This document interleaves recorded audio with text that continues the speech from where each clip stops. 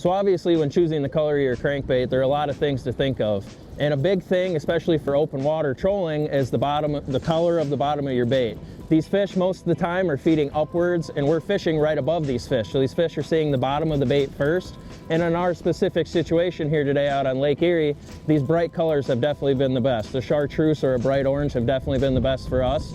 But like I said, all the time these fish are feeding up. So if you're noticing a specific bait that's doing better than the other one, check the color of the bottom and maybe grab a different crankbait that has the same color bottom and try to do the same thing, because these fish feed up. That's the first thing they see. So always remember to take into consideration the color of the bottom of your bait, and hopefully it can get you a few more bites.